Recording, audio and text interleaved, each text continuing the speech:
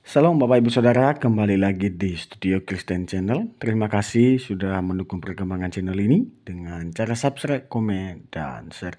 Baik Bapak Ibu, pada kesempatan ini kita akan mendengarkan debat antara apologet Kristen Indonesia dan juga para polemikus Islam, di mana debat ini sangat memanas dan tidak bisa terkontrol lagi. Ya, mari kita dengarkan videonya dan mari kita simak bersama dan jangan kepanasan. Ini dia videonya. Selamat menyaksikan. Tuhan Yesus memberkati.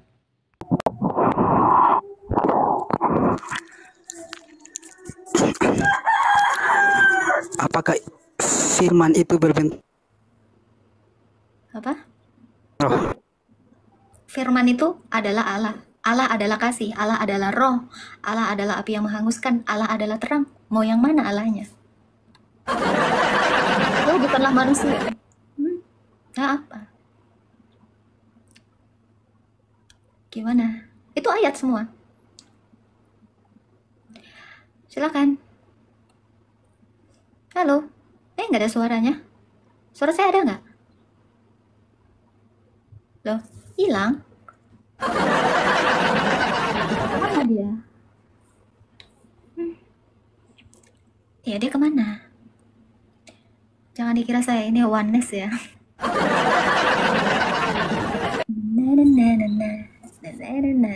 Mungkin ini ya sinyalnya ya. Oke, kita naikkan yang lain. Oke. Cemplung ke got, astagfirullah. Halo, Spear Halo. 1971.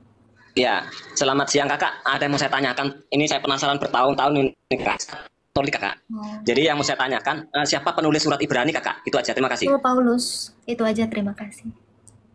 Rasul Paulus kakak ya. Oke, terima kasih kakak. Ya, Tuhan berkati. Amin, amin. Amin. Selamat Natal ya Bang ya. Selamat tahun baru. Oke. Halo, selamat tengah hari. Ya, selamat tengah hari. Silakan Bang. Saya mau bertanya boleh? Boleh. Kakak janda ya? Kalau saya janda, Anda mau apa? Kebetulan saya bukan janda. Kebetulan saya punya suami. Kenapa Bang? Oh, sudah punya suami. Iya. Aku ingat kakak janda. Itu aja. Oh, nggak pernah ada status di KTP saya janda Bang. Masalahnya itu. Oh, tapi nggak pernah lihat sama suaminya? Nanti Abang naksir sama suami saya repot Bang. Enggak. Kirain kakaknya janda, saya naksir sama kakaknya aja. Oh, enggak. Saya punya suami Bang. Oh, udah punya anak berapa kak? Tanya jawab status ya. Kebetulan saya punya laki, jadi jangan dibilang janda dong. Nggak enak banget. Mau sensus? Oh, boleh. Halo, selamat siang kakak. Selamat siang. Ini aku ada pertanyaan kak, bisa kak? Silakan. Mengapa silsilah Yesus dalam Matius dan Lukas itu begitu berbeda kak? Bedanya di mana? Ya kan bedanya kan kalau di Matius yang kayak gini, di Lukas gini gitu loh kak. Di Matius dikatakan apa? Ya coba kakak buka, kan aku nggak ada, aku punyanya Al-Quran gitu loh kak. Nggak ada yang berbeda. Nggak ada yang berbeda. Nggak ada yang berbeda. Jadi di Matius silsilah dari keturunan dari suaminya Maria yaitu Yusuf atau dari bapak. Bapak secara keperdataannya. Kalau yang di Lukas itu dari silsilahnya ibunya Maria. Jadi kalau misal saya ibaratkan saya, jadi saya ini keturunan siapa? Kalau dirunut sampai ke bapak saya, yang satu dirunut dari silsilah ibu saya. Itu aja. Terus ini pertanyaan kedua bisa lagi kak? Boleh, silakan. Kalau pertanyaan kedua dia yang ini, apakah Yesus memiliki saudara kandung gitu? Oh, saudara kandung tidak ada, karena Bunda Maria itu hanya melahirkan kemanusiaan dari Sang Firman itu, yaitu Yesus Kristus. Adapun yang disebut saudara tirinya Tuhan Yesus itu adalah anak dari Bapa yang secara hukum menaungi kemanusiaan Tuhan Yesus itu agar Maria itu tidak dianggap sebagai pezina. Kan Bunda Maria ini menikah dengan Yusuf. Ada tunangannya Yusuf, yaitu seorang duda. Dia menikahi Bunda Maria itu untuk menjaga marwahnya Bunda Maria ketika dia melahirkan inkarnasi dari Sang Firman. Jadi secara biologis pun tidak ada. Karena Bunda Maria itu seorang perawan yang melahirkan inkarnasi dari Allah, firman-Nya. Iya, pas. Ini ada lagi satu lagi, boleh juga Kak? Silakan. Kalau satu lagi ini, di manakah perjanjian lama itu mencantumkan Kristus? Banyak. Ya, banyaknya di mana gitu loh Kak? Ya. Semua nubuatan itu tentang Mesias, terutama di Yesaya. Di dalam kitab Yesaya itu, yang disebut Mesias itu adalah Yesus Kristus. Kristus itu artinya Mesias, tapi yang paling jelas sekali, ya, itu ada di dalam Daniel 7 ayat 13 sampai 14. Tampak seorang seperti anak manusia datang dalam awan-awan. Itulah Mesias itu. Jadi semua nabi-nabi itu menuliskan nubuatan tentang Sang Mesias. Contoh ya, dari keturunan, saya lupa di Alkitab bentar ya. Seorang nabi akan kubangkitkan. Nabi itu Mesias, Bang. Iya, ya. Ya, jadi nabi, imam, raja itu disebut Mesias. Jadi nubuatan tentang Mesias, ini ada di sini ya. Ini di dalam Tauratnya Musa ya, Bang ya. Nih, biar seorang nabi akan kubangkitkan.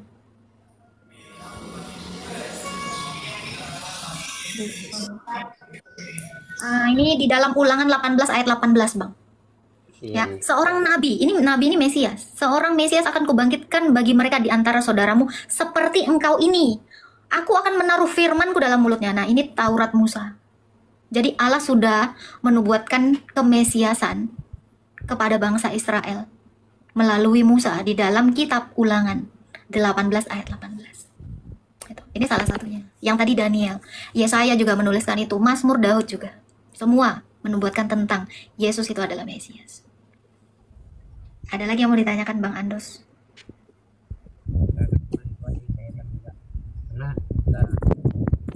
Suaranya agak mendem, Bang. Udah itu aja Kak, udah pas semua Kak. Ya, Tuhan berkati. Ya, shalom. Shalom.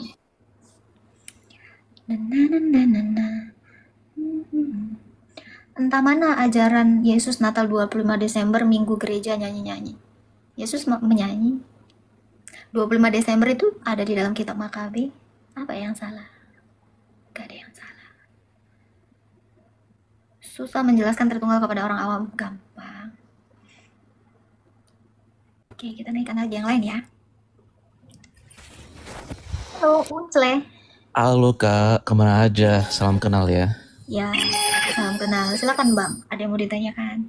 Enggak, akhir-akhir ini saya melihat beranda-beranda kakek itu jadi seneng gitu untuk nonton live TikTok Kakak. Beranda? Saya nggak punya. Iya. Saya nggak punya beranda. Yang di iklan-iklan itu scroll Agatha, scroll lagi Agatha, scroll lagi Agatha. Oh, mungkin Jadi, itu orang yang posting. Saya sih nggak ada postingan soalnya. Kamu udah posting? Nggak ada. Saya nggak punya posting apapun. Makanya itu aku cari-cari Agatha di TikTok. Ya, Di itu mana? akun-akun palsu ya. Itu Akun akun palsu. Oh.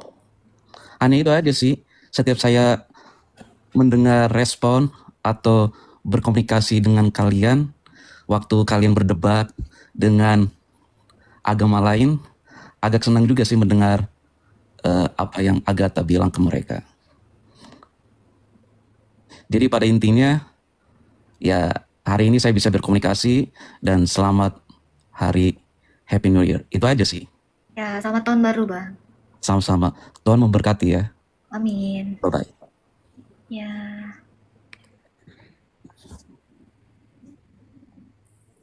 Silakan ya teman-teman kalau ada yang mau bertanya lagi. Silakan naik aja. Iya, jadi banyak orang yang posting ulang sih sebenarnya. Kalau saya nggak ada postingan gitu ya.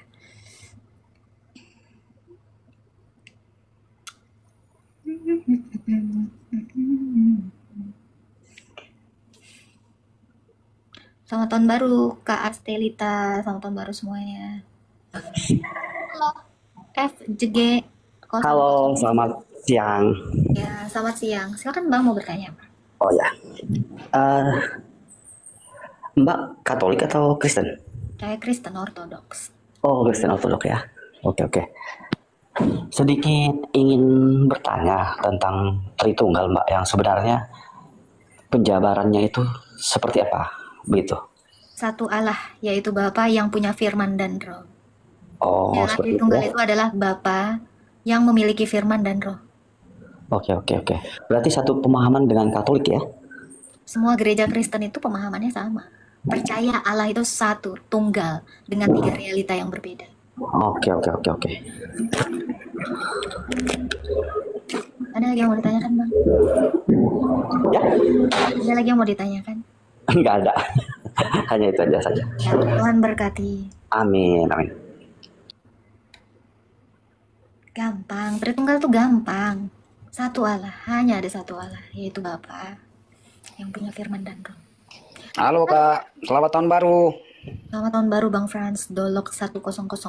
Silakan. Duluk 1000. Bukan satu. Silakan, ada yang mau ditanyakan? Ini Kak, kemarin itu ada orang live. Terus udah gitu dia bilang Katolik itu bukan Kristen katanya. Nah, saya mau tanya, apakah Katolik itu bukan Kristen Kak? Silakan ditanya ke Katoliknya sih. Karena yang punya hak menjawab itu ya orang Katoliknya sendiri. Gitu. Apakah mereka adalah pengikut Kristus? Ya, itu adalah kapasitas mereka menjawab, bukan saya. Kalau saya sudah pasti Kristen. Oh gitu Kak ya. Terus ada lagi Kak, satu lagi, tadi malam saya nonton orang live sebelah, terus kakak dibahas, udah gitu, udah dilaporin polisi katanya gitu. Nggak usah percaya, Bang. Apa yang tidak dinarasikan orang yang tidak suka dengan orang lain, apapun bisa. Gitu. Enggak, biar bisa Kalau bawa. ditanya, Bang, silakan tanya iman Kristen aja sama saya. Jadi Katolik itu bukan Kristen. Orang Katoliknya lah ditanya. Kalau saya orang Kristen. Ya. Karena secara etimologi kata Katolik dari kata katalikos atau katolon, artinya itu satu menyeluruh. Jadi agama apa? Agama menyeluruh. Ya kan? Pasti kita ini adalah pengikut Kristus, bukan pengikut agama menyeluruh. Kalau menyeluruh, karena Katolik itu artinya menyeluruh, according to the whole. Ya, menyeluruh masuk dong, ateis, RT6, apalagi permalim, menyeluruh semuanya. Gitu Bang. Artinya aja, arti Katolik itu. Ya kalau kita kan Kristen, pengikut Kristus, saya bangga jadi Kristen. Gitu. Ada lagi yang mau ditanyakan, Bang? Oh itu aja Kak. Ya, Tuhan memberkati. Selamat tahun baru. Iya, selamat tahun baru.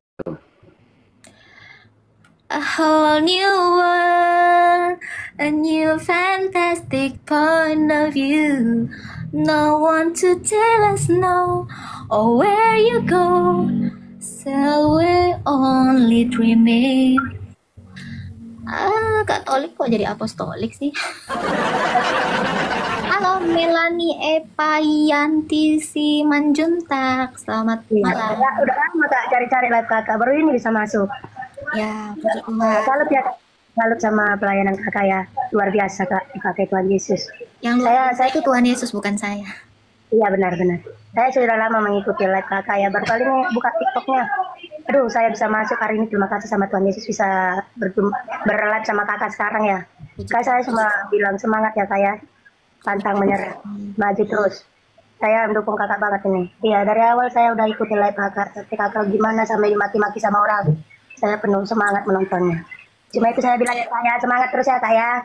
Jangan menyerah Kak ya. Thank you, Kak Melani. Tuhan berkati ya.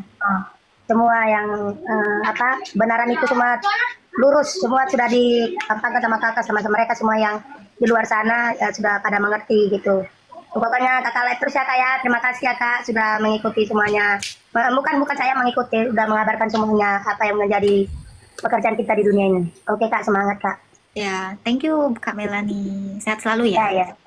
Iya Kak ya, sehat Kak. Ya. A whole new world. Saya Protestan 100% Trinitas. Iya dong, semua orang Kristen itu pasti percaya Allah Tritunggal. Gak ada yang gak Tritunggal. Kalau gak Tritunggal, ya berarti Allah kita tunggal yang seperti apa? Mati kayak gini. Ini juga tunggal, tapi ini kan gak punya firman, gak punya roh. Sementara Allah kita itu punya firman dan punya roh. Gitu. And you fantastic point of view. No one to tell us no, or where you go.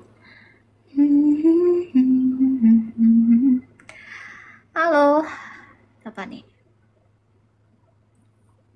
Halo. Nah, ini masih. Halo. Silakan Kak Cindy Gomez. Halo, selamat siang Kak. Selamat siang. Ya, saya mau bertanya Kak, apakah untuk seorang perempuan boleh memimpin apa itu perjamuan kudus? Kak, yang boleh memimpin perjamuan kudus itu hanya seorang imam. Imam itu laki-laki. Imam itu bukan perempuan. Oh, jadi kalau perempuan nggak boleh Kak, sedangkan kalau lakinya nggak ada gitu loh. Apa negeri ini udah jadi negeri Amazon? Jadi jangan dibilang laki nggak ada, Bang. Saya setiap 5 meter ketemu laki loh, Bang. Nggak mungkin nggak ada. Enggak, maksudnya dalam pelayanan di gereja itu tuh yang hamba Tuhannya itu cuma perempuan itu loh. Yang laki belum tentu bisa ini apa itu untuk pelayanan. Ya udah abang aja kalau gitu. Ya kan masih yang bisa memimpin perjamuan ini menurut ajarannya para rasul ya. Saya nggak tahu kalau ajaran rasul yang lain ya. Tapi menurut ajaran para rasul yang memimpin perjamuan itu hanya laki-laki. Ayatnya ada kok. Tidak boleh seorang perempuan itu mengajar bahkan di bait Allah. Dia tidak boleh, disuruh berdiam diri. Jadi bisakah seorang perempuan mengimami jemaatnya? Nggak boleh. Itu ajarannya para rasul. Saya nggak tahu kalau ajaran yang lain, saya nggak ngurusin. Ya, terus satu lagi Kak, untuk apa itu? Saya melihat di Katolik kan ada, seharusnya kan yang diajarkan Yesus kan waktu komuni kan roti dan anggur ya. Nah sedangkan kalau kita menerima komuni itu kalau misalnya menerima cuma roti aja itu gimana? Nah, ya dia tidak meneruskan ajaran Yesus ya di dalam 1 Korintus 11 ayat 23. Inilah yang kuteruskan kepadamu dari Tuhan Yesus, itu kata Rasul Paulus. Berarti kalau ada orang yang tidak menjalankan itu ya berarti dia tidak meneruskan ajaran Yesus. Itu aja sih. Sedangkan imamnya itu kan minum ini Kak, anggurnya, tapi jemaatnya enggak gitu loh. Jadi jemaat itu menganggap roti ini disuruh menganggap sama anggurnya juga satu kesatuan. Ya anggur dengan roti itu beda. Gimana caranya dari roti keluar anggur gitu? Itu kan nggak ada. Yesus saja membawa roti dan anggur, mengambil ya kan, mengambil roti dan memecah-mecahkannya lalu mengangkat cawan. Ya itu berisi anggur. Jadi kalau Yesus melakukan itu, kenapa kita sebagai manusia tidak mengikuti ajaran Yesus? Iya, menurut saya juga begitu sebetulnya. Ya, jadi kalau misalnya abang ini, ya carilah gereja yang memberikan ekaristi itu sesuai yang diajarkan para rasul. Ya gitu aja Kak. Terima kasih penjelasannya. Terima kasih. Tuhan berkati. Tuhan Yesus tidak berubah. Jual roti selai coklat juga siapa? Yesus adalah Bapa yang kekal. Dalil mana? Dalil Bang. Yesus adalah Bapa yang kekal. Terus Yesus bilang, Bapak, berarti dia nunjuk dirinya. Bapak, gue sendiri bapaknya. Yesaya 9 ayat 5 lu cari Septuaginta. Jangan ikuti kitab Masoret yang baru ada di abad 10. Sayang, gak ada. Itu salah. Yesaya yang kamu pakai itu kan kitab dari abad 11. Coba cari Septuaginta. Roti bunga, apa tuh roti bunga? Aduh, model-model lain lagi. Loh, berarti nggak percaya Alkitab mana? Saya percayanya Tuhan Yesus. Saya nggak percaya yang lain. Bilang ini kan. Aku di dalam Bapa. Bapa mengutus aku. Gue percaya. Yang ngutus Yesus itu Bapa. Bukan Yesus itu Bapa. A whole new world. Itu ya. Jangan salah pemahaman. Gitu ya. Agak Leon emang ya. A new fantastic point of view. No one to tell us no. Where you go. Halo, Billy Second Store. Salam Kak. Boleh nanya nggak Kak? Boleh, mana? Waktu itu pernah nonton live-nya Kakak. Terus Kakak menerangkan masalah kematian. Jadi saya kurang bisa menangkap waktu itu arti kematian itu. Terus siapa yang membuat kematian itu siapa gitu. Waktu itu saya jadi agak lupa. bisa diulang lagi nggak Kak? Masalah kematian Mana itu apa sih sebenarnya? Yang mana yang diulang? Maksudnya kematian itu Tuhan yang membuat atau iblis yang membuat sih Kak? Kematian itu adalah dampak dari ketidaktaatan manusia. Oh iya. Tuhan Yesus itu tidak melakukan yang namanya pembunuhan. Iya, iya betul. Terus Kak? Yaitu, jadi kita paham dulu kenapa manusia bisa mengalami kematian. Karena manusia itu tidak taat dengan Allah. Kenapa tidak Iya. taat? Ya karena dia terpisah dari Allah. Barang siapa yang terpisah dari Allah, yang Allah adalah sang hidup, ya dia tidak akan hidup. Kamu ambil, makanya mati itu terpisah dari Allah artinya. Coba kamu ambil tanaman, kamu pisahin dia dari sumber hidupnya yang adalah tanah. Mati nggak? Iya mati Kak. Demikian kita manusia, kalau kita terpisah dari Allah, kita mati. Makanya semua manusia ini mengalami kematian. Kenapa manusia bisa terpisah dari Allah? Karena manusia tidak lagi taat kepada Allah, melainkan taat kepada iblis. Iblis. Oh iya. Waktu Adam dan Hawa diuji oleh Allah, disuruh jangan makan buah. Kalau kamu makan, kamu akan mati. Loh, itu kan udah diperingati sama Allah. Tapi Adam dan Hawa nurutin apa yang dikatakan Allah nggak? Nggak. Dia malah menuruti iblis. Makanya kenapa orang Kristen itu tidak boleh menduakan Allah? Kalau menduakan Allah artinya cerai. Cerai itu artinya mati. Cerai itu artinya pisah. Karena tidak bersatu. Oh oke. Tentang hidup tadi. Jadi karena manusia itu tidak taat kepada Bapa, tidak taat kepada Allah, akhirnya apa? Allah itu tercerai dari manusia. Kenapa? Allah menceraikan dirinya dari manusia? Karena Allah tidak bisa bersentuhan dengan dosa. Karena Allah adalah kudus, kudus, kudus, kudus. Sesuatu yang kudus tidak bisa bercampur dengan sesuatu yang dosa. Oleh sebab apakah sehingga manusia itu tercerai dari Allah? Oleh sebab keinginan daging dari manusia itu sendiri. Jadi apakah Tuhan yang merencanakan kematian? Tidak. Karena Tuhan kita itu adalah sang hidup. Yang namanya sang hidup pasti menghidupkan, bukan mematikan. Yang mematikan itu di Alkitab dikatakan siapa? Iblis. Iblislah yang jadi bapamu, karena dia adalah pembunuh sejak semula. Jadi kalau kita mengikuti iblis, kita mengalami kematian. Kalau kita mengikuti Allah, kita mendapatkan kehidupan itu. Karena itu Yesus adalah sang hidup. Akulah jalan dan kebenaran dan hidup. Berarti Yesus adalah Allah ya. Siapa yang tidak menyatu dalam Yesus mati? Kenapa? Berarti kita tidak mengenal kematian ya orang Kristen. Semua orang yang sudah menyatu dengan Yesus melalui baptisan dan ekaristi, kita tetap hidup walau sudah mati. Kata Yesus di dalam Yohanes 11 ayat 25 sampai 26. Siap. Amin Kak, amin. Oke Kak, agak ngerti sekarang. Nah, jadi kita jangan sampai terpisah dari Tuhan Yesus. Kalau kita terpisah dari Tuhan Yesus, kita tidak akan bisa hidup kekal. Oke Kakak, makasih ya Kak ya. Semangat terus Kak, semangat. Tuhan menyertaimu, amin. A whole new world, a new... Yesus nggak kenal apa itu Kristen, ya ketawa aja. Mungkin Tuhan Yesus itu tidak mengenal Kristen, karena murid-muridnya Yesus itu Kristen pertama kali. Untuk pertama sekali di dalam Kisah Para Rasul 16 ayat 20 berapa gitu. Untuk pertama sekali, murid-murid itu disebut Kristen. Para rasul itu disebut Kristen. Para rasul adalah orang Kristen pertama. Mungkin nggak Yesus nggak kenal muridnya? A whole new world, a new fantastic point of view. Pendidikan terakhir apa Kak? PAUD saya.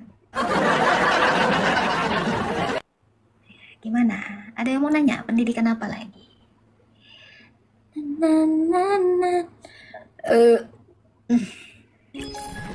Halo.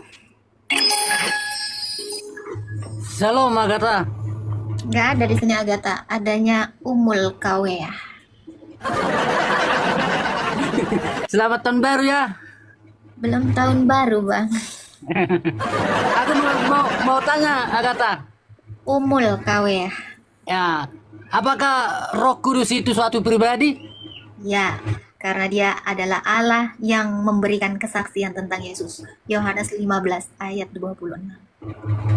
Jikalau penghibur atau roh kebenaran yang keluar dari Bapa datang, yang keluar dari Bapakku utus, dia akan bersaksi tentang aku.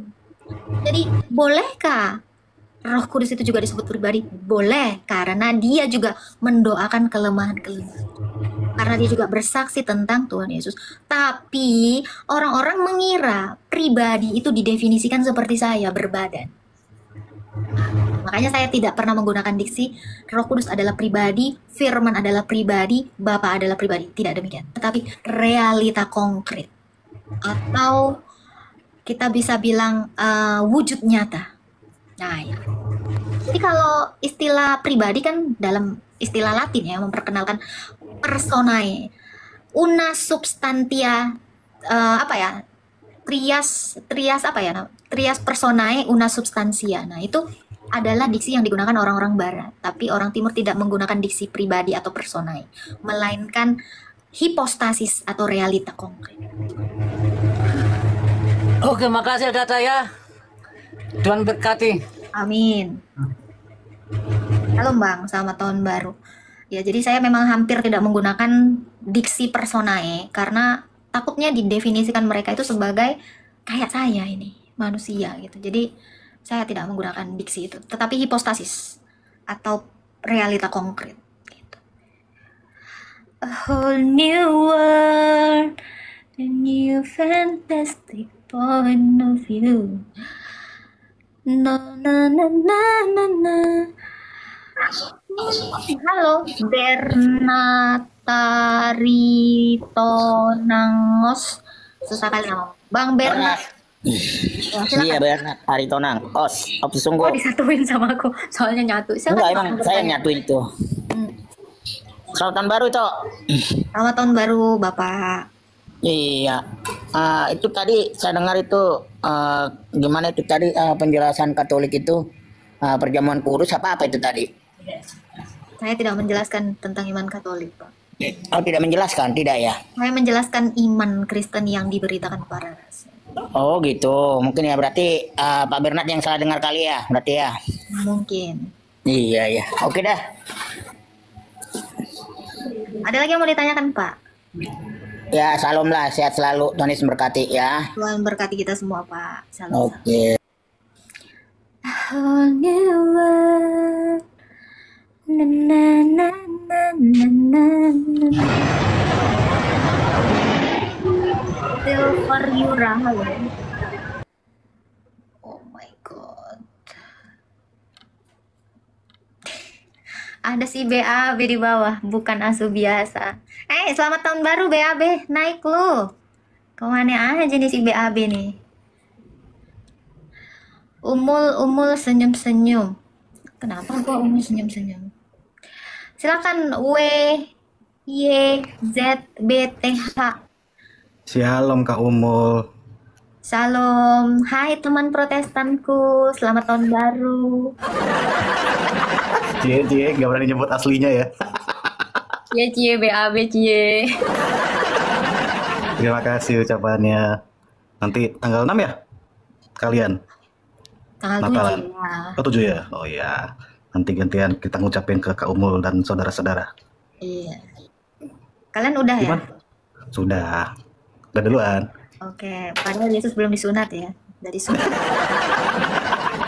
Oh iya, berarti tanggal 15 ya? Yesus disunat kan. Umur 8 hari dia diserahkan ke bait Allah kan. Betul, sama Simeon. Iya, terus belum disunat kok udah kalian rayakan. Kan kita beda kalender. Saya Hijriah. Sorry. Apa? Hijriah. Gregorian, sorry. Kalender Hijriah. Iya. Gimana ini? Puji Tuhan sehat. Puji Tuhan sehat. Kayak rambut baru itu. Sebenarnya makin kinyis-kinyis. Enggak, sebenarnya ini rambut yang lama, cuman lagi dimodif aja. Enggak mungkin langsung baru. Saya beli di mana rambut baru ya? Ya makin cerah, makin kelihatan bahagia ya, karena semakin. Kamu juga pengantin baru gimana? Lo jangan ngerusak suasana honeymoon gua dong. Udah lu diem aja. Ya, selamat menikmati hari berbahagia lah. Ya, sama-sama. Lu nggak diundang ya? Nggak apa-apa. Yang penting Anda dan keluarga baru semakin berbahagia semua. Jadi kalau saya jarang live atau apa ya, kalian tahu ya, namanya juga kemana aja gitu ya? Kemana aja. Ini juga pengantin baru lagi hot-hotnya, lo mau bisa apa lo? Ya kan nggak mungkin dong, malam pertama diundang-undang kan nggak mungkin. Lu mau ngapain? Mau masang petasan? Iya, iya, iya, iya. Yaudah, saya sambil di ruang kerja, sambil sama anak, sambil dengerin bareng-bareng, dia nanya, ini siapa? Ayah, ini siapa? Dengerin aja Aneh sendiri. aja gitu.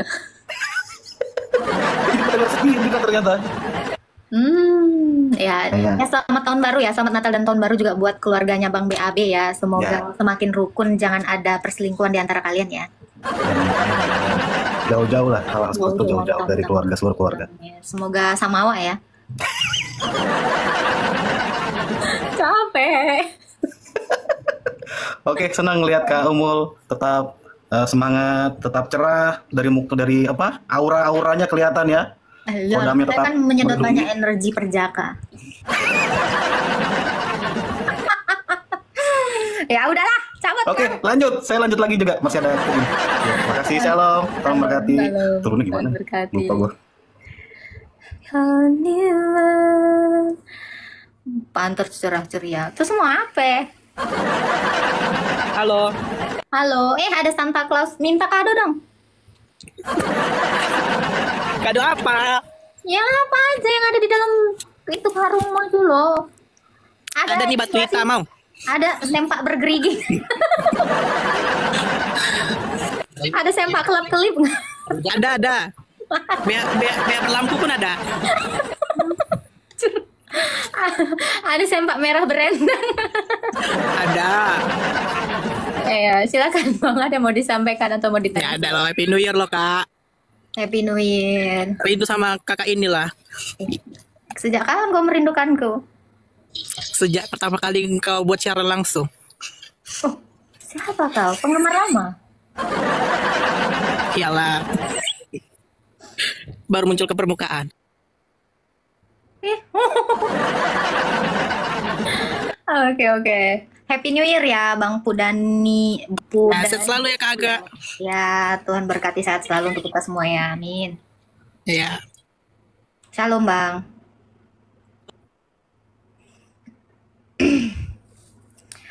A whole new world.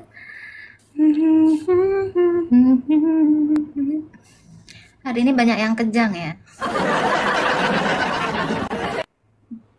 Apa nih? Oke, kita naikkan lagi yang lain ya. Jangan lupa di tap-tap ya teman-teman ya. Wah, tap-tapnya dikit banget ini. Jangan sampai rungkat room kita ya. Halo, user 21 sekian-sekian, silakan. Ada yang mau ditanyakan? Silakan. Halo. Halo Bang. Hilang.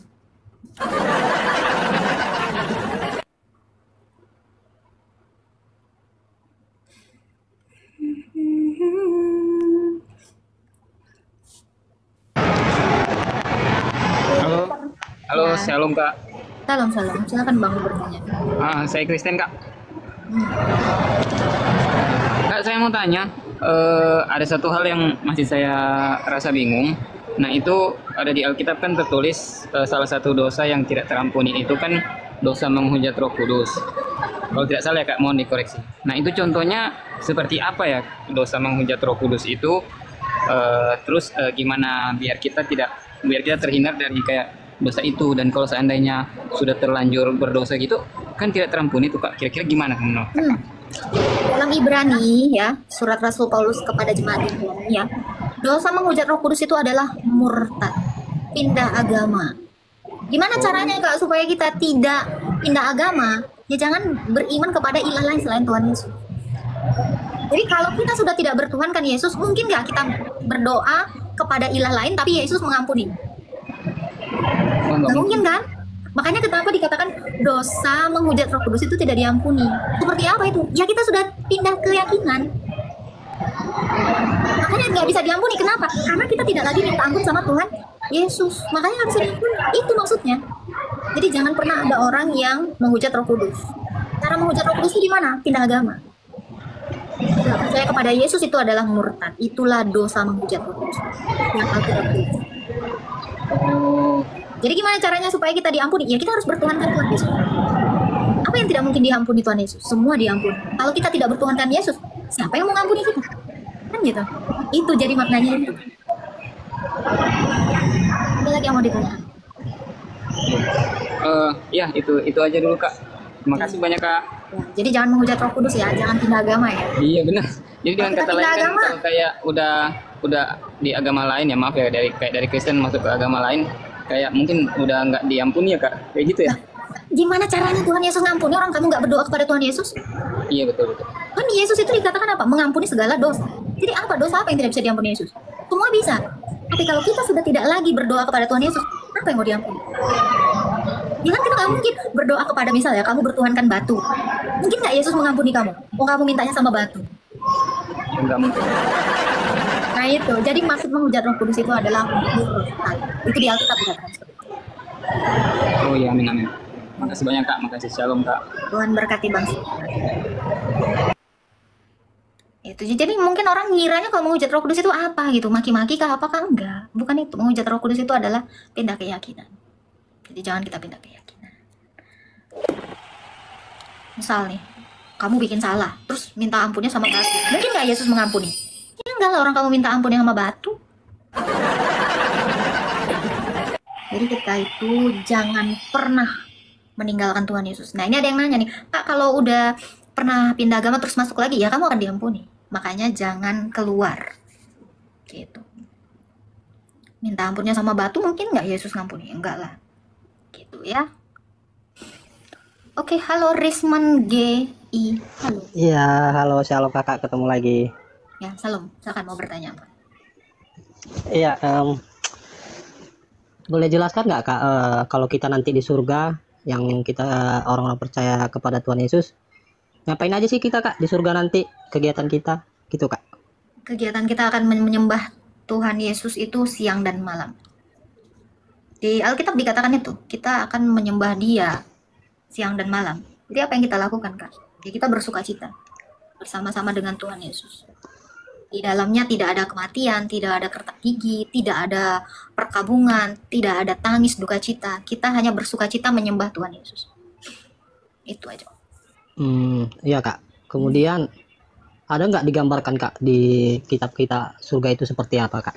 Oke, 2 Korintus berapa ya, ayat 29 dikatakan, apa yang tidak pernah didengar oleh telinga, apa yang tidak pernah dilihat oleh mata, tidak pernah timbul dalam hati, itu semua yang disediakan Allah bagi kita yang mengasihinya. Jadi surga itu seperti apa Kak? Yang tidak pernah kita bayangkan, yang tidak pernah kita lihat di dunia ini, yang tidak pernah kita dengar di dalam telinga kita, itu semua yang akan Tuhan sediakan. Jadi ada nggak Kak gambarannya? Tidak. Oh iya Kak. Kurang lebih kita hanya bersuka cita, tidak ada kematian seperti itu. Iya Kak. Ada lagi yang mau ditanyakan? Berarti beda sama RT 6 Kak ya, surganya. Beda, kan promosi Tuhannya beda dengan Tuhan. Tuhannya beda, pasti surganya beda. Iya. Apalagi urusan yang itu. Aduh, udahlah. Ya, itu biar menjadi bagian mereka sih Bang. Iya. Oh ya Kak, kemudian perintah kita untuk ke gereja ada nggak Kak di firman Tuhan? Kita ini gereja. Di dalam Alkitab tentu ada dikatakan apa? Janganlah kamu meninggalkan peribadatan-peribadatan. Berarti kita disuruh berkumpul. Di dalam Alkitab itu juga dikatakan kan? 1 Korintus 2 ayat 9 ya. Jadi di dalam kisah para rasul juga dikatakan ya, bahwa para rasul itu berkumpul untuk memecah-mecahkan roti. Ekaristi. Jadi ada nggak Kak perintah kita ini untuk berkumpul? Ada. Karena kita ini adalah kumpulan yang meriah di dalam Mazmur 22. Kita ini adalah gereja. Oh, saya kira Jadi tempat kita berkumpul itu bangunan gereja. Kita ini gerejanya. Oh, saya kira apa? Maksudnya itu bait Allah. Kan bait Allah adalah kita. Tubuhmu adalah bait Allah. Ya, benar. Jadi kalau di perjanjian lama disebutkan bait Allah, di perjanjian baru gereja. Itu definisinya sama, jemaat. Kita orang-orangnya. Kita adalah bait Allah itu, kita adalah gereja itu. Tuh ada yang komen Kak di bawah, apa di zaman Yesus ada gereja enggak? Ada. Di dalam Mazmur itu jemaat itu adalah gereja, church. Yesus itu bahkan mengatakan di dalam Matius 16 ayat 18, Petrus di atas batu karang ini kudirikan gerejaku. Apakah di zaman Yesus sudah ada gereja? Iya, rasul itu adalah gereja. Di zaman Yesus kan rasul. Jadi apakah sudah ada gereja di zaman Yesus? Yes. 100% correct. Gimana? Oke. Ada Soalnya lagi? Iya kak, soalnya saya cari-cari juga apanya ayatnya kata gereja itu belum saya temukan sih kak. sampai Matius sekarang. 16 ayat 18. Oh Matius 16:18 kak ya. Iya. Jemaat itu adalah gereja. Itu church. Dari teks aslinya itu adalah church. Diterjemahkan sama LAI, yang TB baru itu udah gereja loh. Kalau nggak salah. Itu bang. Oh iya, iya kak. Jadi Yesus itu mendirikan gereja. Makanya yang diwariskan Tuhan Yesus itu sampai sekarang adalah gereja. Yesus itu tidak mewariskan kitab suci, tapi yang diwariskan Yesus Kristus itu adalah gereja. Lalu apakah kita umat Kristen wajib pergi ke gereja kak ya? Kita wajib berkumpul. Loh, bagaimana caranya kita melakukan ekaristi, menerima kurban yang dilakukan Yesus dalam bentuk ekaristi kalau kita tidak dalam komunitas? Kan tadi udah dibilang, Yesus itu mendirikan gereja. Yesus itu mendirikan organisasi loh. Pertama dia panggil itu 3 murid utama Soko Guru. Lalu murid-murid yang lain itu. Lingkar utamanya itu adalah 3 Soko Guru itu. Petrus, Yakobus, dan Yohanes. Lalu ada lagi murid yang lain. Itu semuanya menjabat sebagai apa? Episkopos, presbiter, dan diakon. Ini kan kumpulan orang-orang. Jadi kalau kita tidak berkumpul, gereja ini tidak berkumpul, bagaimana kita melakukan kurban itu? Karena kita ke gereja itu untuk kurban. Kurban apa? Darah dan tubuh Kristus yang dia serahkan di malam terakhir perjamuan. Jadi pentingkah kak orang Kristen itu berkumpul atau bergereja? Yes. Karena kita tidak bisa melakukan ekaristi itu sendiri, bikin sendiri. Harus dengan cara berkumpul, beribadah. Gitu bang. Iya kak. Jadi kita ke gereja itu bukan, atau kita berkumpul itu, bergereja itu kan berkumpul. Jadi kita berkumpul itu bukan mau dengar khotbah, tapi untuk melakukan atau menghadirkan kembali ekaristi itu. Kan Yesus bilang apa? Di dalam 1 Korintus 11 ayat 25-26. Inilah tubuhku yang diserahkan kepadamu. Lakukanlah ini sebagai peringatan akan aku. Itu. Kurban itu, ekaristi itu. Itulah perjanjian yang baru. Ya. Ini ada yang nanya, apakah Yesus mengajarkan nyanyi di gereja? Ya. Matius 26 ayat 30. Selesai Yesus menyanyi, Yesus juga nyanyi. Mazmur Daud itu adalah nyanyian kami, kidungan Tuhan Yesus. Gimana? Ini baca Alkitab. Yesus tuh nyanyi, Yesus tuh bermazmur, bahkan dia di kayu salib dia bernyanyi mazmur. Mazmur 22. Eli, Eli, lama sabachthani. Itu lagu itu, emang kau kira apa? Baca Mazmur 22 ayat 1 sampai 2. Itu seruan Yesus ketika dia bermazmur di atas kayu salib. Kenapa? Karena dia taat sampai mati, bahkan sampai mati di kayu salib. Silakan Bang Risman, ada lagi yang mau ditanyakan? Halo. Mazmur berapa tadi kak? Mazmur 22, coba bacakan ayat 1 sampai 2. Judulnya itu baca. Oh bentar kak, saya ambil perangkat satu lagi kak. Kalian dalilnya Yesus menyanyi ada. Nah itu juga kak, banyak sering bertanya sama saya, cuma saya belum bisa jawab kak. Itu bacakan dulu yang Mazmur 22. Mazmur Iya. 22 ayat 1 kak ya. Ya, 1 sampai 2. Untuk pemimpin biduan, menurut lagu Rusa di Kala Fajar, Mazmur Daud. Allahku, Allahku, mengapa engkau meninggalkan aku? Aku berseru, tetapi engkau tetap jauh dan tidak Dikatakan apa? menolongku. Lagu kan? Ya, Kalau lagu itu dinyanyikan apa dibaca? dinyanyikan dong. Iya, itu yang dilakukan Yesus. Nah, bukan Matius 26 ayat 30. Jadi kalau untuk orang-orang yang nanya, Yesus mana ada nyanyi? Nyanyi. Atau siapa enggak? Wah, Matius 26 ayat 30. Ya, sesudah menyanyikan nyanyian pujian, Siapa di situ yang sudah menyanyikan? pergilah Yesus dan murid-muridnya ke Bukit Zaitun. Itu, Yesus nyanyi. Jadi kalau ada yang bilang, mana ada Yesus nyanyi? Dia nyanyi. Nah, timbul lagi pertanyaan kak. Mungkin bagi kaum awam ya, tujuan Apa yang kita. dinyanyikan Yesus? Mazmur. Apa lagi? Oh ya, Semua Mazmur itu kidungan. Itu nyanyian kita. baik. Iya, makanya saya sebagai orang Kristen Ortodoks itu kalau nyanyi di gereja itu lagunya Mazmur semua. Nggak ada lagu ciptaan manusia, tapi Mazmurnya Daud semua yang kami nyanyikan. Gitu bang. Iya kak. Iya, ada lagi yang mau ditanyakan? Hmm, ya, saya rasa udah cukup lah kak. Ya, Tuhan memberkati. Ya, selamat tahun baru, Tuhan Yesus memberkati kakak. Ya, amin, amin, amin.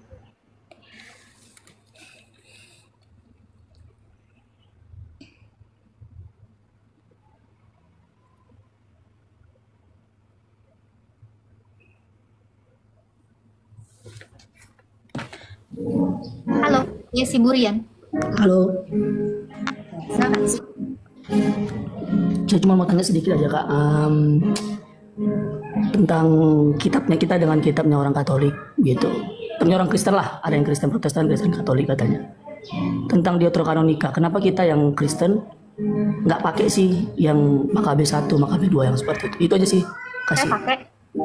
Oh, udah maksudnya itu kenapa sampai itu ya kalau pakai kenapa sampai Kristen yang ini nggak pakai, Kristen yang ini pakai begitu. Kira-kira seperti itu. Saya pakai. Dan teman-teman Protestan juga itu seharusnya pakai. Kenapa teman-teman Protestan itu tidak pakai? Ya karena teman-teman Protestan ngikutin Martin Luther. Karena sebenarnya di dalam kanon Alkitab ya, yang dilakukan gereja tahun 393 dalam Konsili Kartago, itu dikanonkan semua kitab perjanjian lama itu totalnya berapa ya, saya lupa. Itu masuklah Makabe, Sirak, Tobit, Kebijakan Salomo, Baruk, itu semua masuk. Lalu kenapa Luther tidak menggunakan itu? Karena memang itu hanya dijadikan sebagai kitab layak baca, tetapi bukan sebagai pengajaran dasar iman Kristen. Penulisnya bukan nabi, tetapi penulisnya adalah orang-orang jujur. Makanya tidak bisa dijadikan sumber iman. Nah, kalau Protestan, teman-teman Protestan menganggap itu apokripa, ya mereka akan kehilangan di mana 25 Desember itu. Karena di dalam 2 Makabe 4 ya, ayat 59, di situ dikatakan 25 Kislev, itu hari kelahiran Yesus. Iya, iya. Jadi itu sebenarnya boleh aja dipakai. Saya juga memakai itu, karena saya pakainya Septuaginta. Oh. Tapi intinya pakai nggak mengganggu keselamatan ya kira-kira. Nggak ngaruh, karena keselamatan itu ada di dalam Yesus. Tapi untuk menyatukan kitab Maleaki dengan Matius, itu kita butuh Makabe. Karena kan kita tidak pernah tahu kapan runtuhnya bait Allah, terus kapan sejak pembuangan dari Babel itu ke zamannya Yesus, itu kan kita nggak tahu. Kalau kita tidak terhubung melalui itu kitab Anagenos Komena itu atau Deuterokanonika itu. Ya, jadi cuma pakai dalil ya 400 tahun atau berapa Tuhan Yesus nggak berfirman begitu aja. Dia nggak Karena ceritakan. sebenarnya itu dipakai, kan itu udah masuk kanon kitab itu. Oke, thank you kak. Ya, Tuhan berkati. Ya, Tuhan berkati.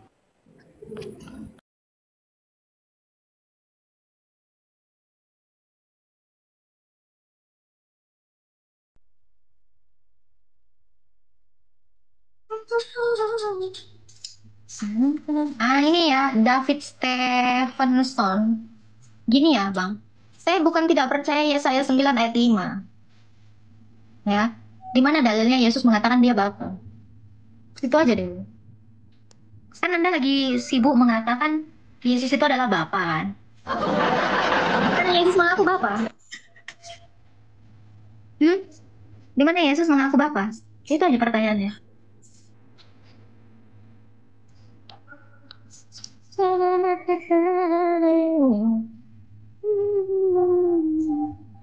Aku dan Bapa satu. Bukan dia mengatakan aku sama dengan Bapa. Kesana.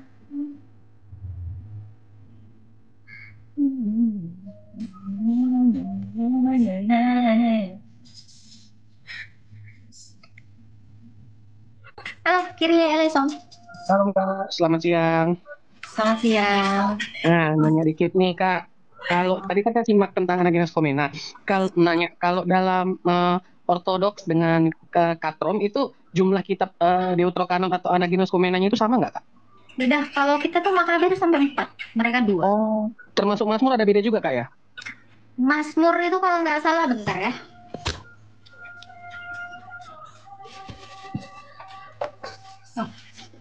Sabar.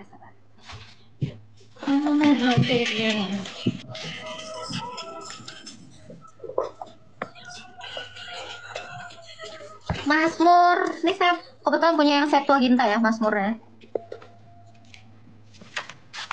Mazmur itu sampai 155. Iya. Berarti ada sedikit perbedaan satu pasal kalau nggak salah. Kan di Alkitab 150. Iya, dia kalau di versi lain 150, Pak. 150. Tapi di versi apa? Yang punya Katolik Deuterocanon kalau nggak salah nggak 155. 154 kalau nggak salah atau berapa. Pokoknya beda satu pasal kalau saya nggak salah baca, Kak ya. Mau nanya itu aja sih tadi. Terus buat Kakak, selamat menyongsong Natal sebentar lagi ya. Ya. Buat teman-teman juga di bawah, Happy shalom. New Year ya semua teman-teman. Iya, Kak. Sehat-sehat selalu, Kak, dalam lindungan Tuhan. Amin. Ya, shalom. Salam. Efesus 1 ayat 17. Apa dikatakan di dalam Efesus 1 ayat 17?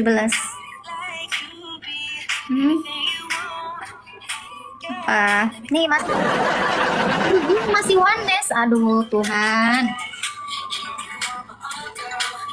Puasa sebelum Jumat Agung kapan Kak Umul untuk teman-teman ortodok? Sebelum Jumat Agung apa? Kirain Paskah. Hah? Ini merayakan kelahiran Yesus kok Jumat Agung? Gimana aja?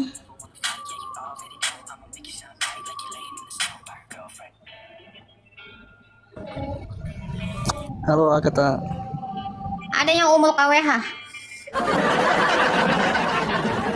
Silakan, mau bertanya apa Bang? Saya kemarin sempat mendengar Kak Agatha itu hari kebangkitan akan ada di bumi ya, benar atau tidak? Kenapa? Hari kebangkitan manusia itu direstorasi kembali ya. Apa itu restorasi? Diubahkan. Hah? Bumi kita kan nanti dikembalikan kembali ya? Emang dicuri siapa? Enggak, maksudnya. Kembalikan berarti diambil, pertama diambil terus dibalikin. Gimana nih? Bumi kita kan bukannya dipulihkan pada hari kebangkitan ya? Benar atau tidak? Ya, karena dosa, kematian, dan iblis itu dihancurkan seluruh kuasanya. Itulah pemulihan itu. Ketika iblis dan seluruh kuasanya itu dihancurkan, itu pemulihan. Memang kok kira digoncang-goncang bumi ini? Hancurin kayak Armageddon tuh, eksegesi gila orang bule itu. Alkitab tidak mengatakan seperti itu. Tapi sama seperti di zaman Nuh, air bah itu menghapuskan semua manusia yang berdosa itu. Jadi manusia yang dibangkitkan itu pada hari pertama itu akan tinggal di mana? Manusia itu semua dibangkitkan. Mau yang hidup, mau yang mati itu semua dibangkitkan. Yang hidup itu adalah kita yang percaya kepada Yesus itu dibangkitkan dan diubahkan menjadi tubuh yang sama dengan tubuh Kristus. Dan manusia mati yang dimaksud adalah yang di luar dari Yesus itu dihidupkan untuk disiksa siang dan malam dalam kekekalan. Itu. Jadi bumi kita nggak mengalami kiamat ya? Kiamat itu kan artinya kebangkitan. Kiamat itu artinya apa? Jadi setelah kebangkitan kita hidup di mana? Di bumi lah, di bumi yang baru dan langit yang baru. Bumi yang baru dan langit yang baru itu adalah bumi ini tanpa iblis, dosa, dan maut. Oh, bumi yang tempat kita tinggalin ya? Di mana ada dalil di Alkitab kiamat? Hari penghakiman yang ada, bukan hari kiamat. Kiamat itu artinya ada kebangkitan. Hari kebangkitan, karena Yesus itu adalah kebangkitan. Kalau pandangan saya sih di Yohanes 14 ya. Apa itu dikatakan? Hari akhir, bukan hari kiamat. Iya. Kan katanya kan Yesus berkata, apabila aku telah pergi ke situ dan telah menjadikan tempat bagimu, aku akan datang kembali membawa kamu ke tempatku berada. Berarti bukan di bumi dong, di sorga. Yesus itu adalah sorga. Allah itu adalah sorga. Kita yang semua di dalam Yesus Kristus itu di dalam sorga. Makanya itu baca Yohanes 17 ayat 24. Ya Bapa, aku mau supaya melakukan transaksi. Tunggu.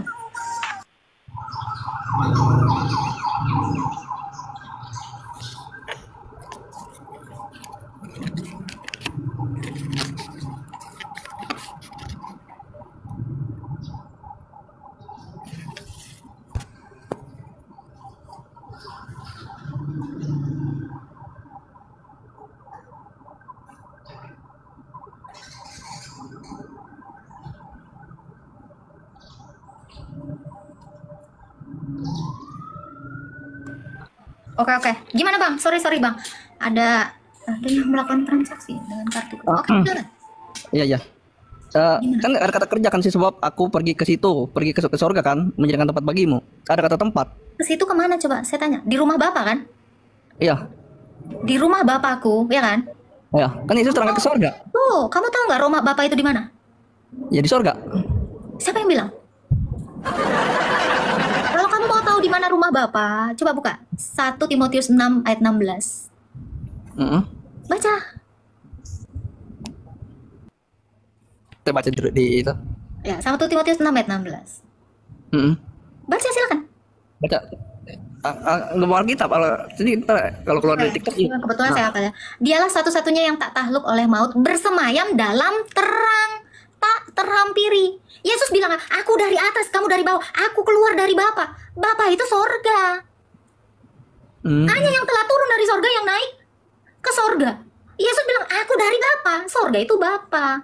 Makanya Yohanes 17 ayat 24 dikatakan, ya Bapa, coba kamu baca deh. Baca dulu. Sorga itu bukan tempat, sorga itu adalah Allah. Keadaan di mana kita itu menyatu dengan Allah. Coba baca. Tapi kenapa kalau itu? Tapi kenapa? Dibaca dulu, Iya. jangan dibantah dulu, dibaca dulu. Iya, maksudnya ini kan saya nggak bawa Alkitab. Ini saya bacain ya. Yohanes 17 ayat 24. Nah, baca Alkitabnya jangan sepotong-potong, makanya nggak paham. Ya Bapa, aku mau supaya di mana aku berada, mereka juga berada bersama-sama dengan aku. Mereka yang telah Engkau berikan kepadaku agar mereka memandang kemuliaanku yang telah Engkau berikan kepadaku, sebab Engkau telah mengasihi sebelum dunia dijadikan. Ya Bapa, aku mau supaya di mana aku berada, mereka berada. Yesus itu berada di mana? Di dalam Bapa. Makanya Yesus bilang apa? Aku dan Bapa satu. Aku di dalam Bapa, Bapa di dalam aku. Tapi kenapa di kitab Wahyu ada Yerusalem baru itu panjangnya 12.000 meter? Yerusalem baru itu kita. Yerusalem baru turun dari sorga. Kalau sorga turun dari sorga gitu, gimana? Yerusalem baru turun dari sorga. Ini sorganya, ini Yerusalemnya. Sorganya ini turun. Enggak, maksudnya gini, apa? Enggak. Kamu harus mengerti ini bahasa Indonesia. Iya. Yerusalem baru turun dari sorga, betul? Ya. Jadi Yerusalemnya sorga atau Yerusalemnya turun dari sorga? Yerusalem turun dari sorga. Bingung. Saya tanya. Kucing jatuh dari genteng, yang jatuh kucingnya atau gentengnya? Kucingnya. Kalau Yerusalemnya turun dari sorga, sorganya yang jatuh atau Yerusalemnya yang jatuh dari sorga? Sorganya. Nah itu, saya mau kasih kamu pandangan. Jadi Yerusalem itu apa, Kak? Kamu sama saya. Gereja itu Yerusalem baru turun dari sorga karena kita semua keluarganya sorga. Di mana kita menantikannya di Firdaus. Dari sanalah kita akan disatukan dengan tubuh kita, itulah kebangkitan itu. Jadi kita di mana, Kak? Kita yang dimaksudkan masuk ke dalam sorga itu masuk ke dalam kemuliaan Allah. Kamu kira, kan tadi udah saya bilang 1 Timotius 6 ayat 16, Allah itu adalah terang. Kita semua yang masuk dalam terang, kita adalah anak-anak Terang. Berarti kita sudah masuk ke dalam terang, masuk ke dalam Sorga. Baca Alkitabmu, Allah adalah Terang. Jadi Allah itu sorga apa terang? Ya Allah itu terang. Iya, terang. Ada dalilnya kan? Tapi Yesus itu juga dikatakan terang karena apa? Dia firman, terang yang keluar dari terang, pengakuan iman Nikea. Butir yang ini biar kamu tahu Yesus itu adalah terang. Terang yang keluar dari terang. Dia bilang aku keluar dari Bapa. Berarti sang Bapa terang, anak adalah terang. Di dalam pengakuan iman Nikea atau iman rasuli. Kalian nggak punya iman Nikea, nanti searching di butir yang kedua. Dan pada satu Tuhan Yesus Kristus anak tunggal Allah yang diperanakan dari sang Bapa sebelum segala zaman, terang yang keluar dari terang. Yesus itu adalah terang. Yohanes 1 ayat 9. Terang yang sesungguhnya itu sedang datang ke dunia, tapi dunia tidak mengenal Dia. Allah itu terang karena Yesus adalah terang. Terang yang keluar dari terang. Sorga itu adalah Bapa. Makanya Yesus bilang, aku datang dan keluar dari Bapa. Betul nggak? Yohanes 8 ayat 42. Ya, betul. Itu. Jadi Kak, surga itu apa, Kak? Allah. Jadi kalau kita masuk dalam surga, kita masuk dalam terang. Gini ya. Makanya arti surga adalah manunggaling kaula Gusti, menyatu dengan Allah dalam kemuliaan Tuhan Yesus. Kalau begitu, maaf ya Kak Agatha, ini mau nanya lagi. Ini apa? Tapi di Yohanes kan suruh malaikat suruh ukur. Bagaimana itu dengan itu? 12 kali 12 itu merujuk kepada 12 suku bangsa dan 12 rasul. Jadi jumlah yang dimasukkan itu adalah jumlah orang-orang yang percaya melalui pemberitaan 12 rasul. 12 kali 12, 1000 adalah angka kegenapan Allah. 244 ribu. Itu kan jumlah itu yang mau kau tanya kan? Wahyu itu simbol. Kirain itu emang ukuran. Tidak dipahami secara hurufiah. Contoh ya, surga itu berhiaskan batu, ya toh, lazurit, apa? Itu ada di dalam Keluaran. Baju imam itu semuanya bertahtakan batu. Jadi surga itu adalah Kristus, karena Kristus itu adalah imam. Jadi ukuran yang dimaksud di dalam situ adalah ukuran baju imam besar kita. Siapa? Yesus Kristus. Itu maknanya. Jadi banyak orang yang mengeksegese ke kitab Wahyu itu. Kalau kita lihat ke Perjanjian Lama, itu kejawab semua. Ini ngomong-ngomong belajar di mana nih? Pinter bener. Dari Rasul Paulus dan Andreas melalui gereja ortodoks. Ya, gereja-gereja beda ya. Ini maksudnya pengertiannya pada beda-beda, bingung jadinya. Tidak ada yang beda. Dari dulu ajaran ortodoks ini dari para rasul sampai ke saya. Ini masih sama dari dulu. Karena gereja kami tidak mengalami perubahan.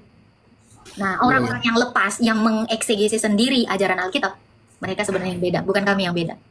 Mereka berpikir dengan caranya sendiri, mengerti dengan caranya sendiri, bukan melalui gereja yang didirikan Yesus, yaitu para rasul. Makanya dalam pengakuan iman rasuli, aku percaya kepada ajaran gereja yang satu, kudus dan apostolik. Jadi ajaran kita itu harus bersumber dari para rasul, supaya satu. Gitu, ya. Terima kasih ya.